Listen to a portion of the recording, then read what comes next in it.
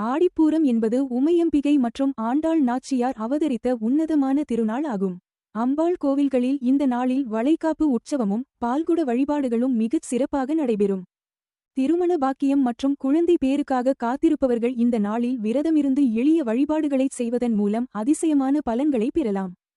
கீழே அதற்கான வழிபாட்டு முறைகளும் 2026ஆம் ஆண்டிற்கான நல்ல நேரங்களும் விரிவாக தரப்பட்டுள்ளன. வழிபாடு செய்ய வேண்டிய நல்ல நேரம் ஆகஸ்ட் 14, 2026 ஆடி வெள்ளி, 2026ஆம் ஆண்டு ஆடிப்பூரம் 14.08 2026 அன்று ஆடி வெள்ளிக்கிழமை வருகிறது. பூர நட்சத்திரம் காலை 7:22 மணிக்கு தொடங்கி மறுநாள் காலை 7:01 வரை உள்ளது. வீட்டில் இந்த நலுங்கு மற்றும் வளைகாப்பு வழிபாட்டை காலை நேரத்தில் செய்வது மிகவும் விசேஷமானது. உங்களுக்கான உகந்த வழிபாட்டு நேரங்கள் காலை 7:35 முதல் காலை 8 வரை. அலுவலகத்திற்குச் செல்பவர்கள் இந்த அரை மணி நேரத்தை பயன்படுத்திக் கொள்ளலாம். காலை 9:10 முதல் காலை 10:20 வரை.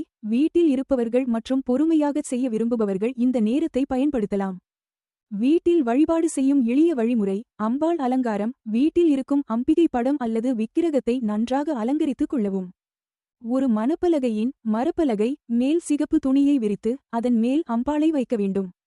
மலர்கள் மற்றும் நலுங்கு அம்பாளுக்கு வாசனை மலர்களை சாத்திவிட்டு ஒரு கல்யாண பெண்ணுக்கோ அல்லது வளைகாப்பு பெண்ணுக்கோ நலுங்கு வைப்பது போல நலுங்கு வைக்க வேண்டும்.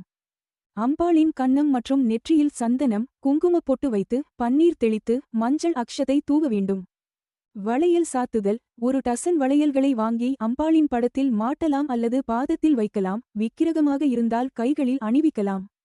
நெய்வேத்தியம் சர்க்கரை பொங்கல், பால் பாயாசம் அல்லது பருப்பு பாயாசம் ஆகியவற்றுடன் வாழைப்பழம் மற்றும் வெற்றிலை பாக்கு வைக்க வேண்டும்.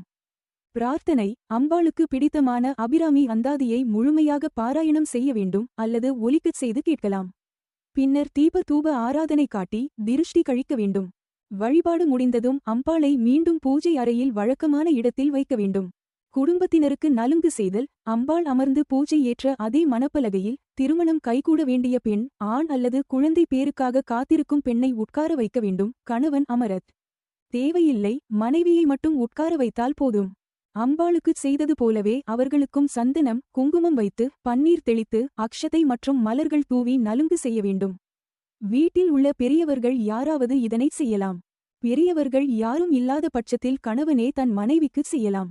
அம்பாளுக்குச் சாத்திய வளையல்களை எடுத்து அந்த பெண்ணுக்கு அணிவிக்க வேண்டும். ஆண்களுக்கு வளையல் அணிய தேவையில்லை, மற்ற நலுங்கு முறைகளை மட்டும் செய்யலாம். வளையல் அணியும்போது உருக்கி மனதார அம்பாளிடம் நல்ல திருமண வாழ்க்கை அமைய வேண்டும் அல்லது அடுத்த ஆண்டிற்குள் குழந்தை பேறு, வளைகாப்பு கிடைக்க வேண்டும் என்று உருக்கமாக பிரார்த்தனை செய்ய வேண்டும். அம்பாளுக்கு படைத்த நெய்வேத்திய பிரசாதத்தை அவர்களுக்கு உண்ணக் கொடுத்து நலுங்கு முடிந்ததும் அவர்களுக்கு ஆரத்தி எடுக்க வேண்டும். ஏற்கனவே பலன் பெற்றவர்கள் செய்ய வேண்டியது ஏற்கனவே குழந்தை பாக்கியம் மற்றும் திருமண பலன் பெற்றவர்கள் இந்த நன்னாளில் கோவிலில் நடக்கும் வளைகாப்பு உற்சவத்திற்கு வரும் பக்தர்களுக்கு மஞ்சள், குங்குமத்தோடு வளையல் வாங்கித் தரலாம். அல்லது வீட்டிலேயே எளிய முறையில் பாயாசம், சர்க்கரை பொங்கல் செய்து அபிராமி அந்தாதி பாராயணம் செய்து அம்பாளை வழிபடலாம்.